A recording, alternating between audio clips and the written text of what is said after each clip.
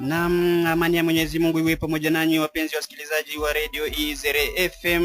Ni wakati wa kuleteni taarifa ya habari ya mchana wa leo.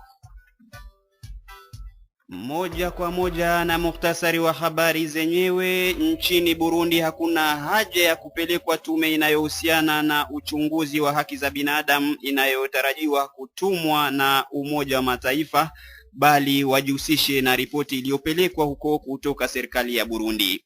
Kutokana na uhamasishaji wa wananchi dhidi ya chanjo inayokingia maradhi ya saratani ya fuko la uzazi kwa wasichana wenye umri kati ya miaka 9 hadi 13, ndio kuliendeshwa mkutano wa wanahabari jijini Bujumbura Jumatano hii. Na ukame kwa mvua katika baadhi ya maeneo ya tarafa ya Buyengero kumesababisha uhaba wa vyakula bora na kusababisha maradhi ya utapiamlo maeneo hayo. Ni hayo na mengineyo, karibu. Kuri megahertz 97.1.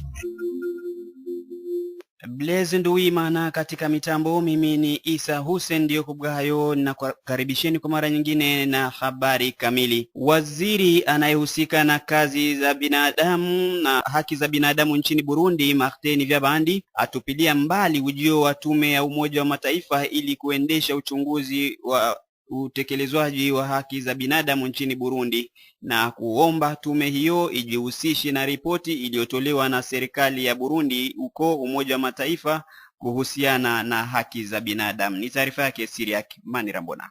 Kwake waziri wa haki ya binadamu nchini Burundi Bwana Nivyabandi Martin, kwanza alipenda kukumbusha Warundi pamoja na watu wa kimataifa kuwa hiyo tume iliyowekwa na kiongozi wa mkutano wa haki ya binadamu ndani ya shirika la kimataifa ONU kwa lugha ya Kifaransa ni ile hatua iliyochaguliwa na tume la haki ya binadamu. Hapo kwa hayo nchi ya Burundi na serikali ya Burundi walipata muda wa kutupilia mbali yaliyomo ndani ya hatua iliyochukuliwa na tume hilo, wakawaambia kuwa yatakayofuatilia kama hayawahusu. Kingine nacho, tume lililokuwa limewekwa kabla ilikuwa imetoa ripoti ambayo ilikuwa na uongo mwingi. Serikali ya Burundi inajiuliza hii tume nyingine imekuja kufanya nini? Mbona hata tume iliyokuwa mbele walimaliza muda mrefu wakatumika, serikali ya Burundi ikawapa ripoti inayoeleza vizuri jinsi vitu vilivyo. Lakini kilichoshangaza na kuumiza serikali ya Burundi ni kuona kama hiyo ripoti hawakuiweka hadharani.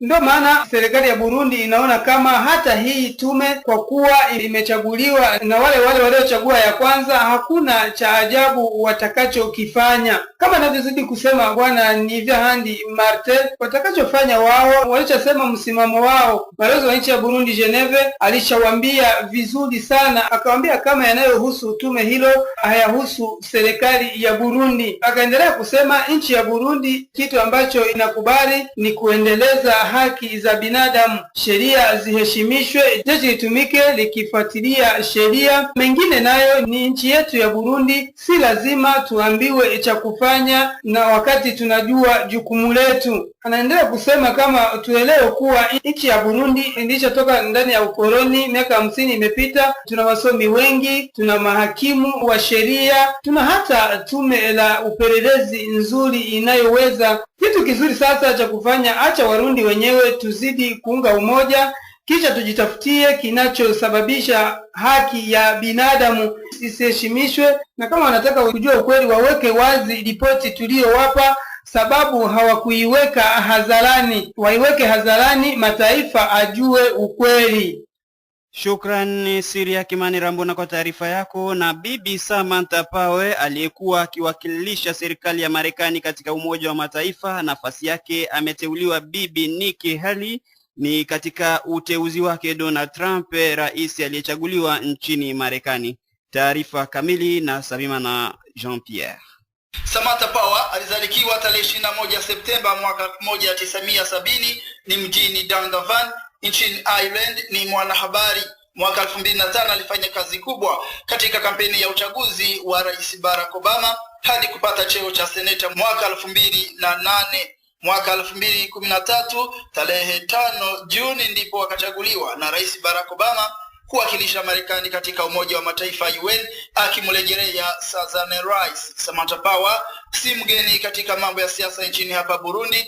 Mwaka 2001 kwa ushirikiano na mwenzie Alexis Ndwije Murundi waliunda Radio RPA, na baada ya hapa Alexis Ndwije naye akatoka katika mambo ya utoaji habari akawa mwanasiasa na kuunda chama MSD, na urafiki ukaongezeka. Serikali ya Burundi na hata wanasiasa walionyesha wazi namna akina mama huyo anatia bidii nchi ya Burundi chukuliwe vikwazo na hatua kali, na kuonyesha kama yote hayo ni kutokana na uhusiano waliokuwa naye mpinzani wa serikali ya Burundi Alexis Ndwije, aliye miongoni mwa wale waliounda kundi la Senared. Lakini hivi sasa Samantha Power atarejelewa na akina mama kwa jina la Nikki Haley.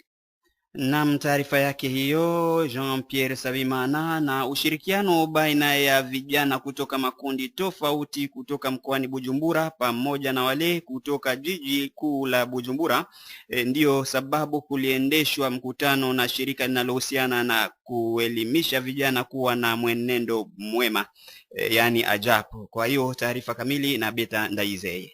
Kwa mujibu wa Eric Segimana, mwenyekiti wa shirika AJAP ambalo limejipa malengo ya kubadili mienendo ya vijana wa Afrika, anasema kwamba kufanya shughuli ya kuzungukia vijana wa mkoa wa Bujumbura na Bujumbura vijijini ili vijana hao waweze kuwa na mahusiano mazuri na utawala pamoja na sekta za usalama, kwani ilibainika kipindi cha maandamano ambapo vijana wengi walikuwa wakidanganyika pasipokuwa na ushirikiano mzuri na sekta hizo. Ni katika lengo hilo shirika AJAP limefanya mikakati ya nini kifanyike ili vijana waweze kuwa na matumaini na hata kuwa na mahusiano mazuri na utawala pamoja na sekta za usalama. Pia Eric Segimana ambaye ni mwenyekiti wa shirika hilo wamefanya mradi ambao ukutanisha vijana ili waone kama wanaweza kuishi kwa amani na hata kuwa na ushirikiano mzuri baina ya utawala na hata kutekeleza miradi yao ya maendeleo, kwani ilibainika kwamba vijana wengi hukumbana na tatizo la kutoendeleza biashara walizokuwa nazo na wengine kupoteza wateja waliokuwa nao. Shirika AJAP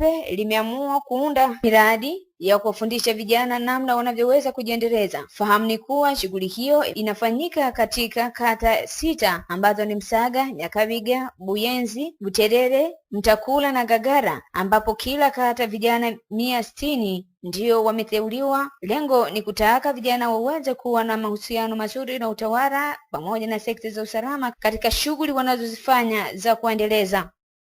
Nam, taarifa ya Beta Ndaizeye. Na kutokana na masuala ya afya ni kwamba Jumatano hii ndipo kumezinduliwa mjini Bujumbura mkutano wa wanahabari kuhusiana na wiki ya kutathmini afya ya mama na mtoto ili kuhamasishwa kutokana na chanjo dhidi ya saratani ya fuko la uzazi inayotarajiwa kutolewa kwa wasichana walio na umri wa kati ya miaka 9 hadi 13 katika mikoa ya Rumonge na Ngozi. Taarifa ya Ismail Kwizera.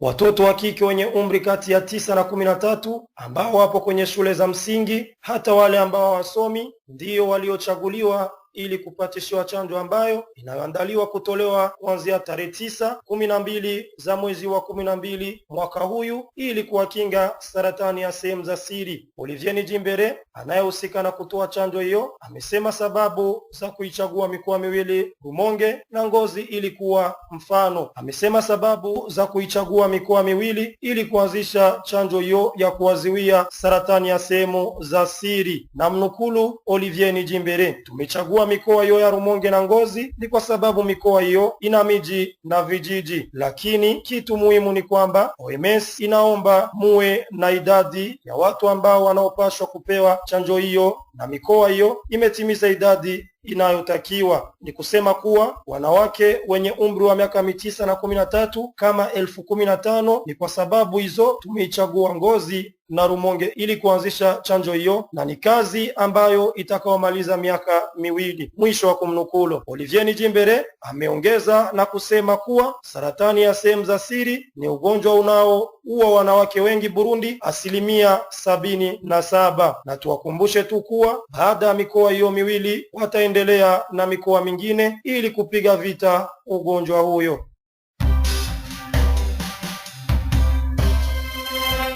Nam, tukielekea huko katika tarafa ya Buyengero ni kwamba kutokana na ukame unaoripotiwa katika baadhi ya maeneo ya tarafa hiyo, Mkoa wa Rumonge ndio inapatikana tarafa hiyo, na uhaba wa mvua hususan wilaya ya Muzenga kumesababisha ukosefu wa bidhaa mahitajio kama vile chakula katika soko la Muyama. Wananchi wa eneo hilo wasema kutokana na hali hiyo maisha yamekuwa duni kwao na kujiuliza ipi hatima yao kutokana na hali hiyo inayosababishwa na uhaba wa mvua. Hivyo mimea kukauka mashambani, pia bei ya vyakula kupanda kiholela. Mfano umeonekana kuwa huko soko la Muyama kilo ya unga wa muhogo inanunuliwa zaidi ya franka 1000 na roho lililokuwa likinunuliwa franka 300 sasa ni franka 500. Kilo ya maharagwe ilinunuliwa franka 1500 kwa sasa ni 1600. Wananchi hao wanadai pia miongoni mwa sababu hizo hata mafuriko yaliyopeleka mazao waliokuwa wamepanda mabondeni ni sababu ya uhaba huo. Na katika wilaya hiyo ya uko Muzenga ni tarafani Buyengero, zilizomo tarafa za Buyengero mkoa wa Rumonge zaripotiwa kukumbwa na utapiamlo uliosababishwa na ukosefu wa lishe bora.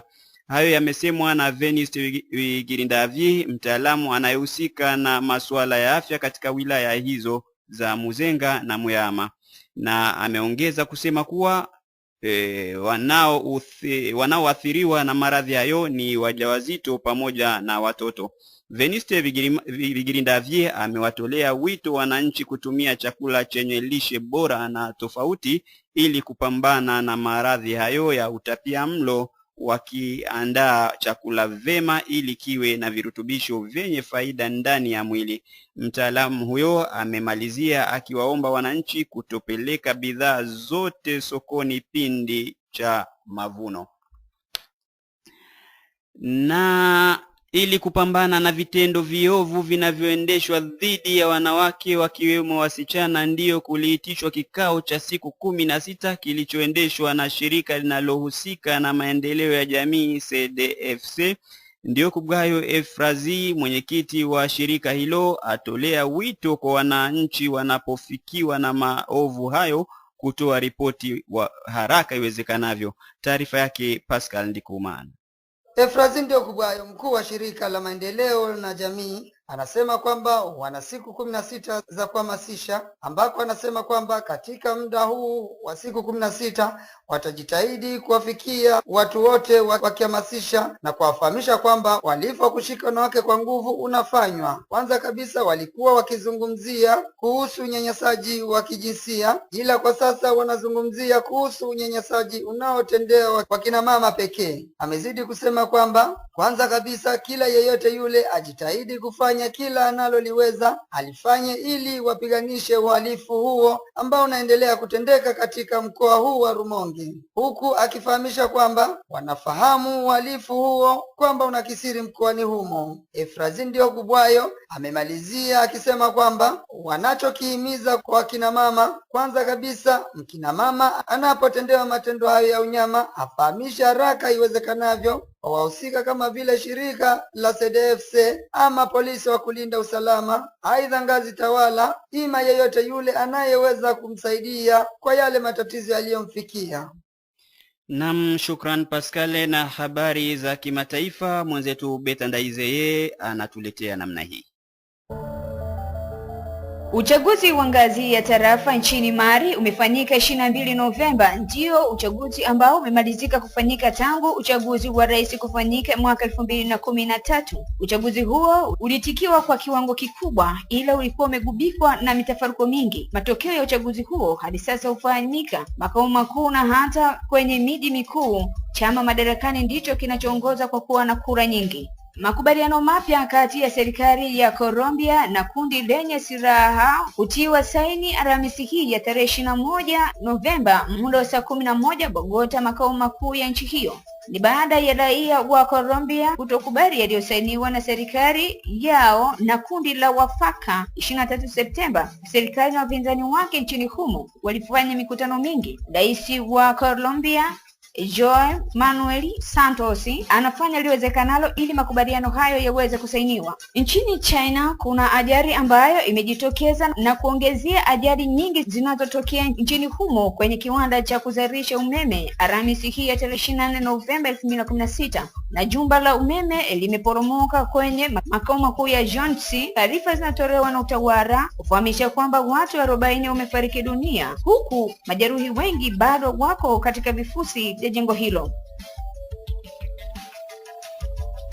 Shukrani Beta Ndaizeye. Kwa wale ambao walikuwa wamesikiliza taarifa hii kwa muda umepitia, sasa tumehitimisha, lakini ulikuwa umeundwa kwa vichwa vifuatavyo.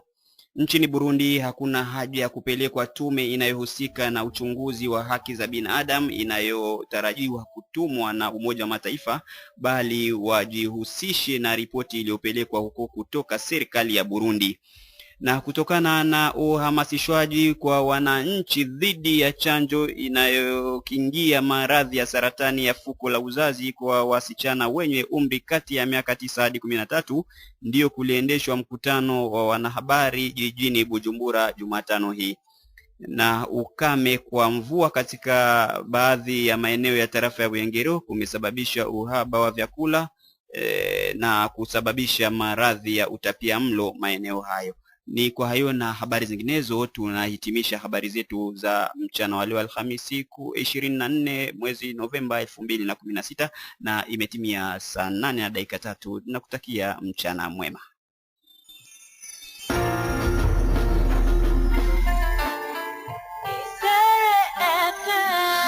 Ni kuri megahertz 97.9.